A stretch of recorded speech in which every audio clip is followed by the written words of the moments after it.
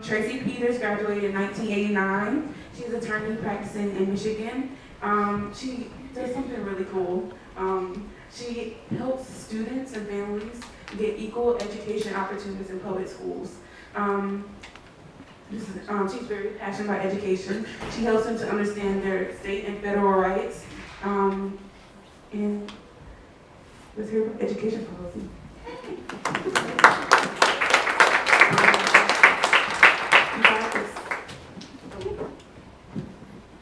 Just a minute, everybody, sorry.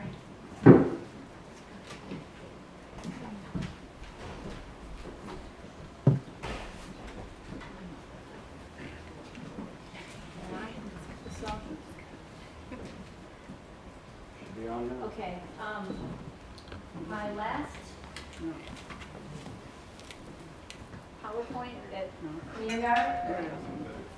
The last time I was at Albion College and did my first PowerPoint ever was not super successful. The residue of that experience is still in my head. So I'm going to just get logistically organized here.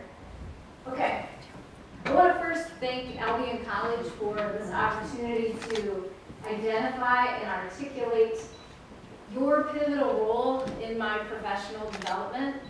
And thank you too to the Career and Internship Center staff for putting me on a program where the dual concepts are passion and career, because it recognizes that a subjective, intangible force can completely drive someone's career trajectory.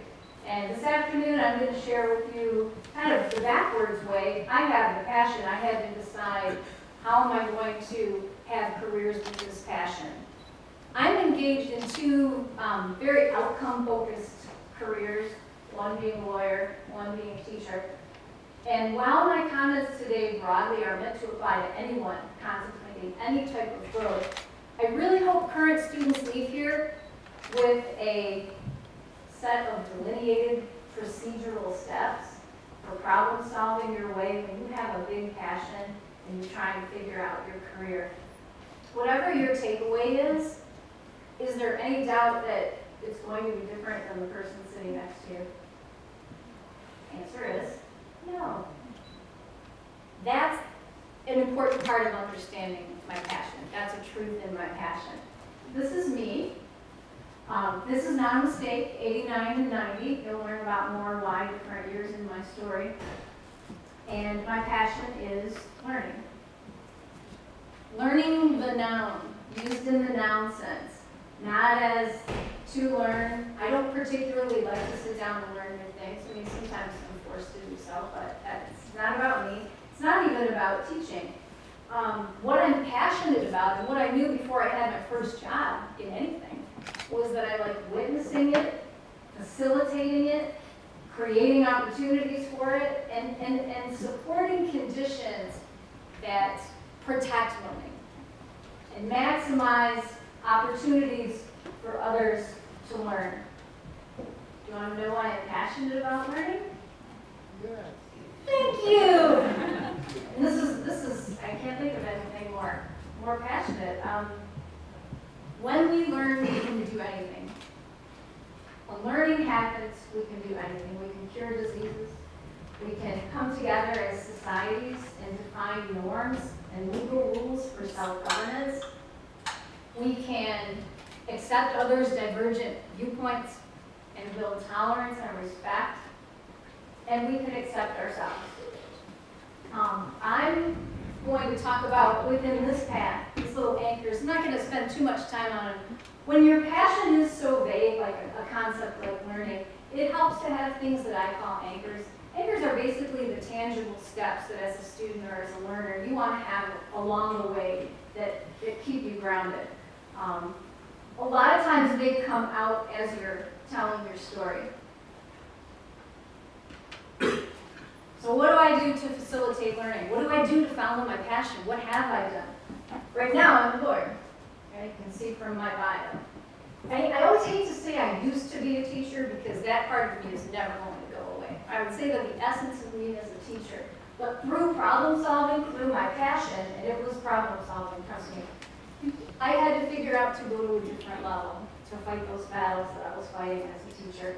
So for students, I guess the takeaway is that sometimes you have to like sit back and maybe keep a journal or think about what is my story? What's my job all the way back to like 10th grade, 11th grade? What have I been doing? That's how I figured out what to do. The anchor that I would use at this, and what I mean by professional skill set is, this is a little more than resume competencies. These are the 3 big things about you that like can fight the passion. Like if you're all about passion and you're going into an employer, you know, these are the 3 standout things that if everything else is stripped away from you, what's going to get you that job? You also learn what your professional skill set is through your story. Here's my story. This was the best story ever. So, 1984, I was a junior in high school. Went to Albion. I went to college night for Albion. Right then, I was told that Albion was phasing out its elementary education department. They said, well, you know, I know you want to come to Albion. We're not going to have a teaching department. But we're 99% sure that we are going to offer this program through Bank Street College of Education, which, as I understand, is still in existence. So my story, it could have been like written on a Post-it note. I am not one of those people that's all about the journey. I like short bullet points like this. So this would have been a perfect story for me. There would be no talking about passion. I made my decision then, okay, graduated in 1990, go to work until you're done. Perfect life story, I'm done, love it. You're gonna find out, well, this is what I found out, when a passion controls you, and I'll talk to you later about the privilege that lets me say that, sometimes you can't really stick to what you want to do. To briefly summarize teaching, which doesn't give teaching credit at all, but I want to get to the next part. 1990, I graduated with my bachelor's here. It was a music and psychology major, and my master's from Bank Street. And the reason I had 89 on my intro slide is I started with those students as a freshman, but the kids that went to Bank Street, like me, we had to make a choice whether we were going to graduate with our class, or were we going to get our master's degree in New York City, and then come back and graduate with a dual degree. And that's what I chose to do. To summarize teaching, and I know you can see where I taught in the bio, I would say that every different district that I moved to was to facilitate learning. So again, I'm teaching, but I'm looking at the kids and I'm looking at the students and I'm like, what can I do mostly to facilitate that and maximize opportunities? And we started in 1990 and we moved along nicely. Until 2002 at Southfield, this is when things start to shake up a little bit. This is me, and I still have that student and can wear it. And just as an aside, so this is 2002 after 9/11 in September. And George Bush, when he was doing his circuits and tours, he always wore blue. So I went out and I bought a light blue suit, and then he shows up and he doesn't even wear a blue tie. That's like a little aside. Okay, so I'm teaching a 4 or 5 multi-age. What my class and I thought this visit to my school was about was learning. We knew his staff came through our building, they saw the stuff my kids made, and they were like, yeah, we're going to this room. And we thought that was super cool, right? So we had a 45-minute with President Bush, Brad Page, Governor Engler, pretty much anyone in any way, shape, or form who wanted to be involved with education policy, because the real purpose of the visit, which we all learned later, was to roll out the federal education law, No Child Left Behind. While we were in Shangri-La, in my room, in the gym, this is where the media was. I mean, that law, if you're familiar with the law, that's what the visit was about. So, the visit ends, and I go back to teaching, but I'm hearing that, I'm looking at my students, actually, let me say this one thing first. So here's the irony. The president came to our school to applaud high test scores, while simultaneously, in another part of our building, signing into law, in effect, legal constructs that would foreclose teachers from ever doing anything like this to produce the high test scores. It's where my brain started to shift, and this is the part about the problem solving to go to law. I said, well, I'm not going to be able to affect these conditions anymore as a teacher. What do I do? So I naively said, what did people in the past do when they wanted to change things? Oh, they went to law school. So yes, it was that simple. I decided to be an attorney largely because of this visit. when it ended, the turning point was really my class was sitting like you are now, and I was just seeing on their faces that after the rollout of this tremendous federal law, they weren't learning. It wasn't happening. And I said, I need to make learning happen.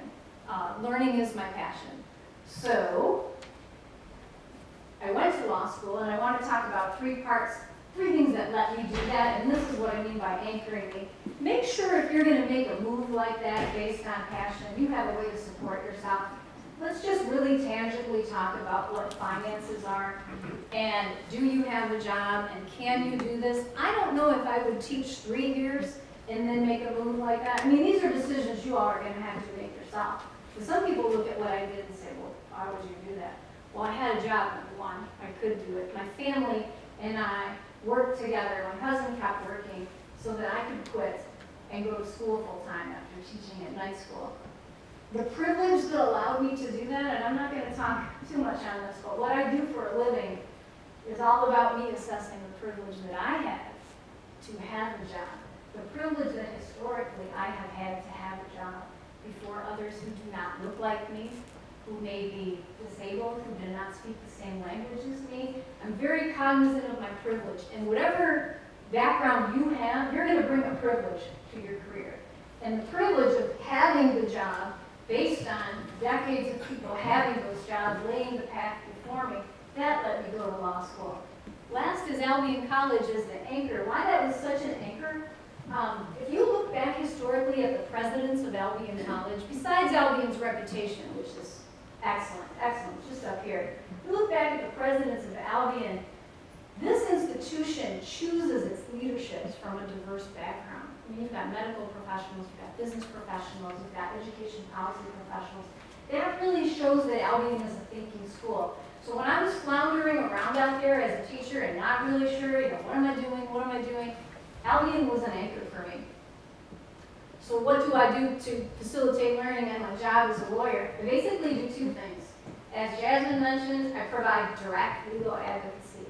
My bar card and my law license is like a jewel. It's a gem. I take it very, very seriously. Now in education, there are not a lot of legal rights associated with that, most particularly in Michigan. Limits me, civil rights, finance. Like, I guess you could say I take both of those cases on. The other thing that I do, and this is really more of my life, is that I organize with others nationwide in school districts around the country so that we can work together to see patterns and trends. A lawyer that I really admire in this field is Thurgood Marshall. He was instrumental in my decisions because when he was the lead attorney for the NAACP Penn Fund in the 30s and 40s, preceding Brown versus Board of Education, he figured out a way to be a lawyer and find a cognizable legal right in segregation, but also how to read the country and say, you know what, the country's not ready to start in elementary integrated school. Let me start with the higher ed cases. He had such a plan. I guess I would say I model my organizing after that. It's a lot of community work with people, of which I am one in Detroit. I went to Detroit Public Schools and Rochester Community Schools, but the majority of my schools is Detroit Public Schools. Where I've always taught has reflected large urban economies of scale, where there are challenges. And so my organizing, that's what I do. This means to be self-aware, but I guess my point to you here was keep a journal of what you do, guys. Write down every job you've ever had. Even if it's like Wendy's, home bakery, I've worked a million jobs. Write them down. You never know when you're going to need to pull that out when you're talking. Last point. How am I doing on time? Because I'm not watching the clock at all. A little over. Oh, okay. My very last point is that whatever your career, you will work with people.